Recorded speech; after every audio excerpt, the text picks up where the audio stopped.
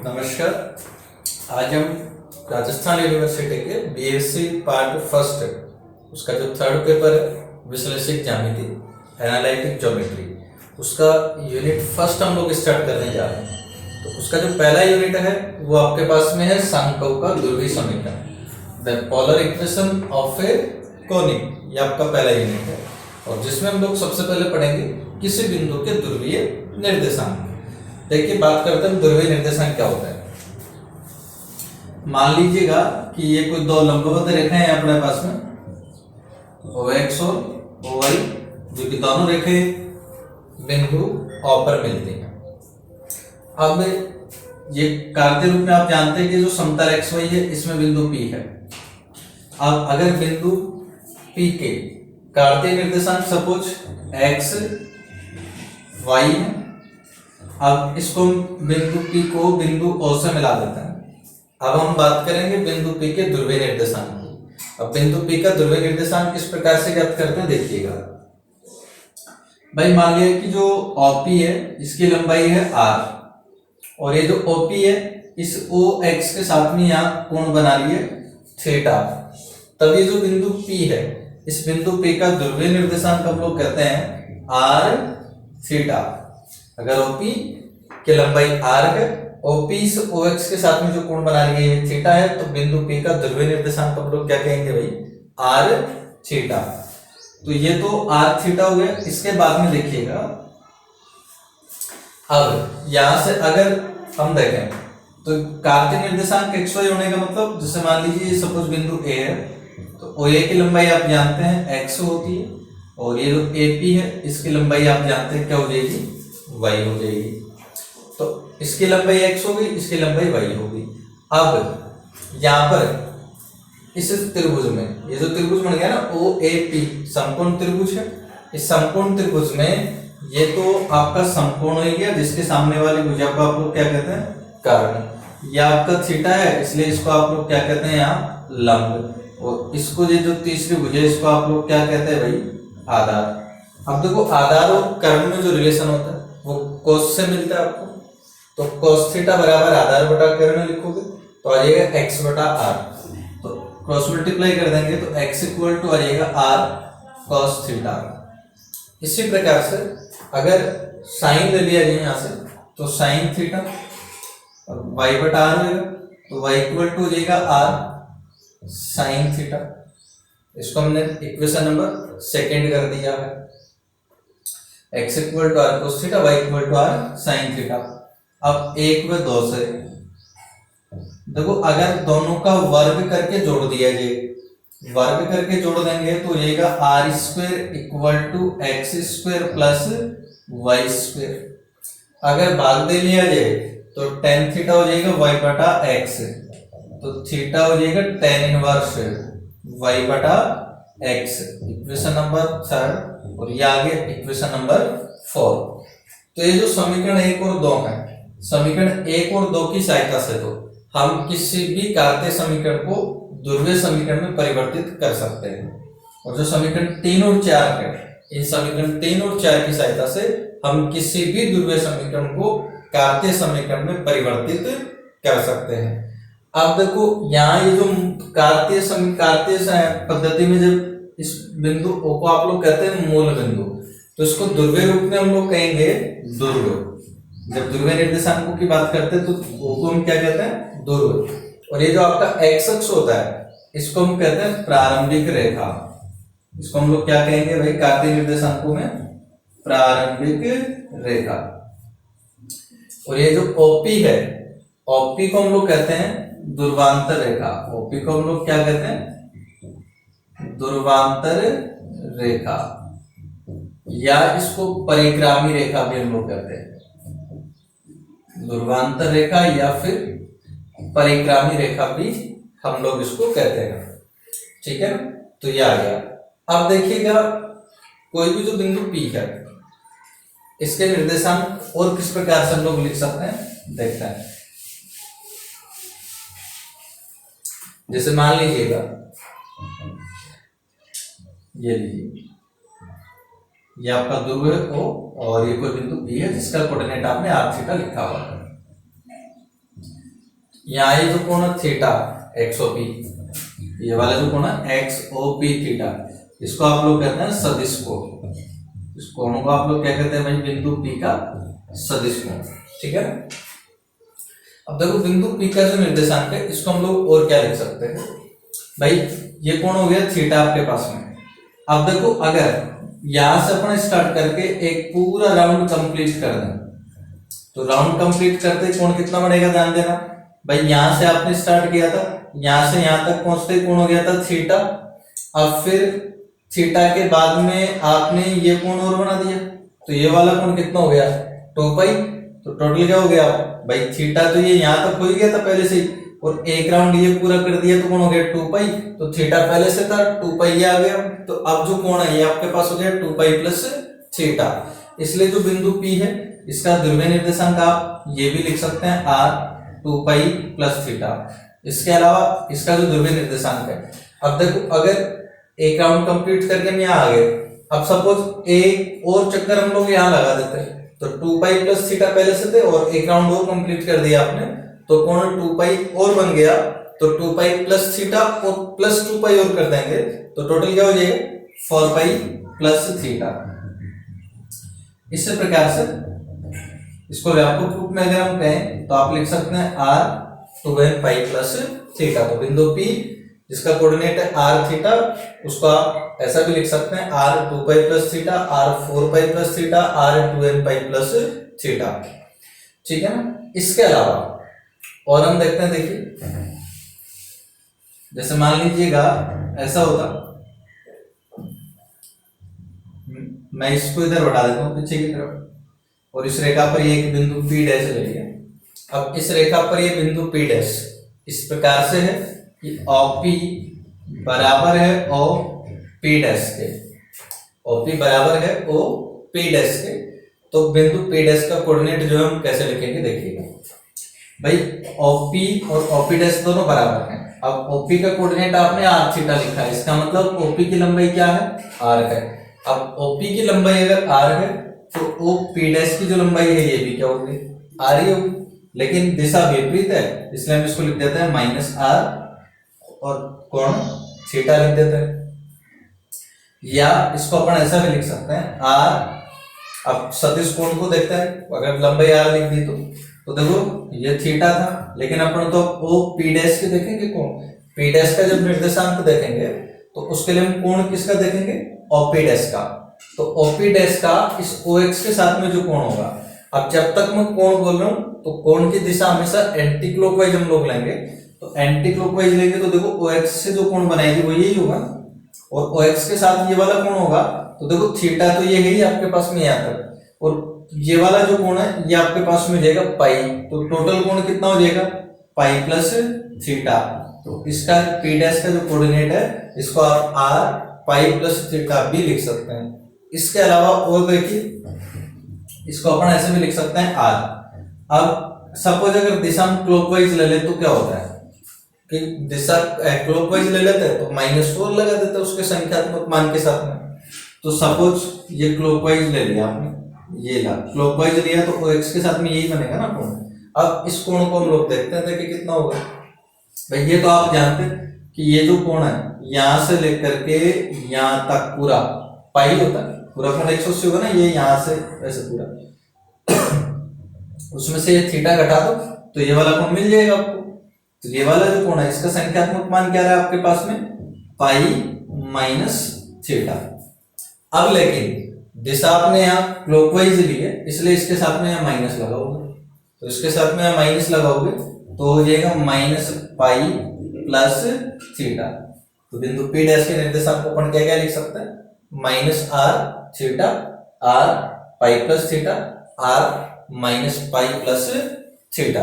ये हमने बात करी है किसी बिंदु P के ध्रुवीय निर्देशांक। अब हम देखेंगे दो बिंदुओं के बीच की दूरी। तो देखिए माना कि ध्रुव है OX प्रारंभिक रेखा। अब दो बिंदु ले लेंगे हम लोग, माना कि एक बिंदु P है जिसका कोऑर्डिनेट है r1 थीटा 1, और दूसरा बिंदु Q है जिसका कोऑर्डिनेट है r2 थीटा 2। अब दोनों बिंदुओं के बीच की दूरी आपको ज्ञात करनी है। इन दोनों बिंदुओं P और Q के मध्य की दूरी हमें ज्ञात करनी है। तो एक बार तो P और Q को मिला दिया हमने। अब P और Q को मिला दिया, इसके बाद में P और Q दोनों को O से मिला देंगे। P और Q दोनों को O से हम लोग मिला देंगे। अब देखिए P का कोऑर्डिनेट है r1 θ1। इसका मतलब हुआ कि OP की लंबाई r1 है और OP इस प्रारंभिक रेखा के साथ जो कोण बना रही है θ1 है। Q का कोऑर्डिनेट r2 θ2 है। इसका मतलब OQ की लंबाई r2 है और OQ इस प्रारंभिक रेखा के साथ में ये पूरा जो कोण बना रही है ये आपके पास में होगा θ2। अब ध्यान देना भाई, ये पूरा कोण θ2 है, ये वाला θ1 है। इसका मतलब इन दोनों रेखाओं के बीच का ये जो कोण आएगा ये आपके पास आ जाएगा θ2 माइनस θ1। अब ज्ञात करेंगे दूरी, देखिएगा। तो सबसे पहले तो माना कि उर्ध्व तथा OX प्रारंभिक रेखा है। माना उर्ध्व तथा OX प्रारंभिक रेखा है। माना उर्ध्व तथा OX प्रारंभिक रेखा है। अब दो बिंदु हैं P और Q, r1 θ1 और r2 θ2। तो दो बिंदु हैं और ये दो बिंदु आपके पास में इस प्रकार से है, r1 θ1 और दूसरा Q है r2 θ2। दोनों के मध्य की दूरी हमें ज्ञात करनी है। तो दोनों के मध्य की दूरी हम लोग किस प्रकार से ज्ञात करेंगे, देखिएगा। भाई दोनों के मध्य की दूरी ज्ञात करनी है तो देखो, अब ये त्रिभुज बन गया अपने पास में OPQ। त्रिभुज OPQ में, त्रिभुज OPQ में हम कोसाइन सूत्र यूज कर लेंगे। अब ये कोसाइन सूत्र होता है क्या है, देख लीजिए एक बार। जैसे मान लीजिए ये कोई त्रिभुज है अपने पास में ABC और इस त्रिभुज ABC में ये जो कोण A है इसके सामने वाली भुजा को मैं स्मॉल a से रिप्रेजेंट कर रहा हूँ, कोण B के सामने वाली भुजा को स्मॉल b से रिप्रेजेंट कर रहे हैं और कोण C के सामने वाली भुजा को मैं स्मॉल c से रिप्रेजेंट कर रहे हैं। तो यहाँ जो कोसाइन फॉर्मूला होता है वो हम लोग इस प्रकार से लिखते हैं, cos A इक्वल टू हम लोग लिखते हैं b square plus c square minus plus b square plus c square minus a square बटा 2bc। इसी प्रकार से cos b इक्वल टू हम लोग लिखते हैं, मैं यही लिख देता हूँ। जैसे मैं cos b लिखना होगा यहां से, तो cos b को हम लिखेंगे a square plus c square minus b square बटा 2ac। और इसी प्रकार से हम cos c को लिखते हैं। तो वही कोसाइन सूत्र हम यहाँ यूज कर रहे हैं। तो यहाँ यूज करेंगे तो cos, अब देखो यहाँ आपको जो कोण ज्ञात है वो कौन सा ज्ञात है, θ2 माइनस θ1। तो ये तो लिख दीजिए θ2 माइनस θ1 और इक्वल टू, अब देखिएगा जैसे हमने cos A लिखा है तो हमने यहाँ लिखा है b square plus c square, यानी कि a जिन दोनों कोणों से बना हुआ है। तो θ2 माइनस θ1 है तो OP square plus OQ square, तो ये आ जाएगा OP square plus OQ square और माइनस तीसरी जो भुजा है PQ स्क्वायर और बटा, देखिए यहाँ पर आपने 2BC लिखा है BC, तो 2 यहाँ हो जाएगा OP डॉट OQ। इसको अपन हल कर देंगे तो cos θ2 minus θ1 equal to OP की लंबाई r1 है तो OP को r1 लिख दीजिएगा, r1 स्क्वायर प्लस OQ आपके पास में r2 है, r2 स्क्वायर माइनस PQ तो हमें ज्ञात ही करनी है तो PQ स्क्वायर और बटा 2 OP OQ यानी r1 r2। और यहाँ से हम लोग क्रॉस मल्टीप्लाई कर देंगे तो क्रॉस मल्टीप्लाई करने पर हमें मिल जाएगा 2r1 r2 cos θ2 minus θ1 equal to r1 square plus r2 square minus PQ square. पक्षांतरण कर लीजिएगा और PQ को ज्ञात कर लीजिएगा। तो पक्षांतरण करेंगे तो PQ square equal to r1 square plus R2 square minus 2R1 R2 cos θ2 minus θ1, ये हमने ज्ञात किया PQ स्क्वायर, लेकिन अपने को ज्ञात करना है PQ। अब देखिए PQ किस प्रकार से ज्ञात करेंगे, तो PQ इक्वल टू वर्गमूल कर दीजिए इसके दोनों पक्षों का, तो PQ इक्वल टू आ जाएगा root R1 square plus R2 square minus 2R1 R2 cos θ2 minus θ1, तो R1 square plus R2 square minus 2R1 R2 cos θ2 minus θ1, ये अपने पास में आ गई तो बिंदुओं के मध्य की दूरी ध्रुवीय रूप में। तो अब हम पढ़ेंगे त्रिभुज का क्षेत्रफल, एरिया ऑफ ट्राइंगल। तो देखिए त्रिभुज का क्षेत्रफल हम किस प्रकार से ज्ञात करेंगे, माना कि वो ध्रुव है और एक्स प्रारंभिक रेखा है और एक त्रिभुज है अपने पास में PQR। माना सपोज त्रिभुज PQR इस प्रकार से है, सपोज ये आपका त्रिभुज है PQR, तो एक बार तो इसको मिला देते हैं हम लोग, ये P है और ये Q है और ये R है, ठीक है, इस प्रकार से हमने मिला दिया है और इसको मिला दीजिएगा। अब ये जो तीनों बिंदु हैं PQR, इनको तीनों को हम ध्रुव O से मिला देंगे, तो ये तीनों बिंदुओं को हमने मिला दिया।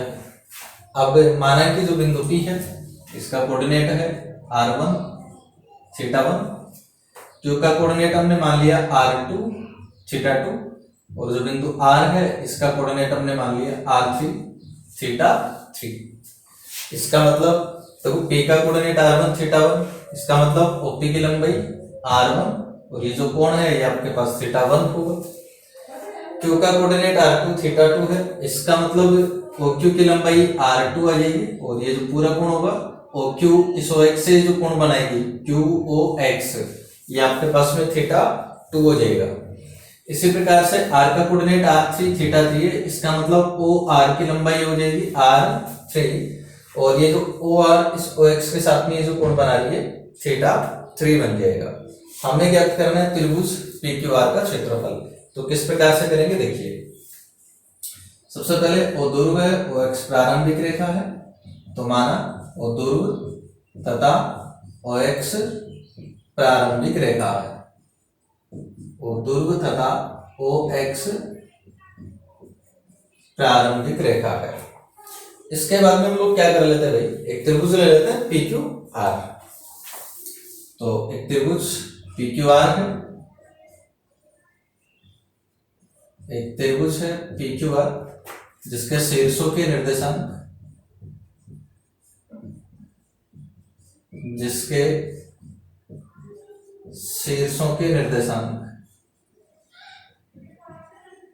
क्रमशः P का तो क्या है R1 θ1, Q का है R2 θ2 और R का है R3 θ3 है। अब करना क्या है अपने को, त्रिभुज PQR का क्षेत्रफल चाहिए। तो त्रिभुज जो PQR है इसको देखिए कैसे लिखेंगे अपन, area of triangle PQR equal to area of, देखो PQR को अपन कैसे लिखेंगे, ये जो PQR है कैसे बनेगा, देखो एक तो ये बड़े वाला त्रिभुज हो गया अपने पास OPR।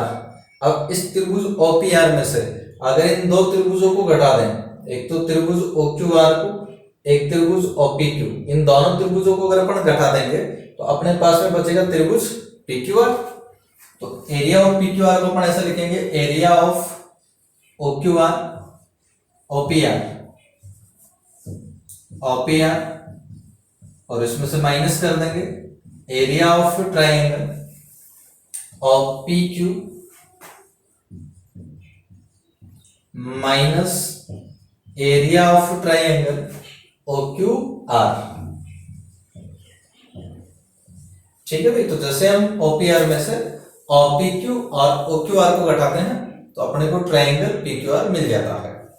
अब इनका क्षेत्रफल लिखना है तो वो कैसे लिखेंगे देखिएगा भाई। अगर कोई भी त्रिभुज हो आपके पास में ए बी सी, अब इसमें कोण ए के सामने वाली भुजा को हम स्मॉल ए से रिप्रेजेंट कर रहे हैं, बी के सामने वाली भुजा को स्मॉल बी से रिप्रेजेंट कर रहे हैं, और कोण सी के सामने वाली भुजा को हम स्मॉल सी से रिप्रेजेंट कर रहे हैं।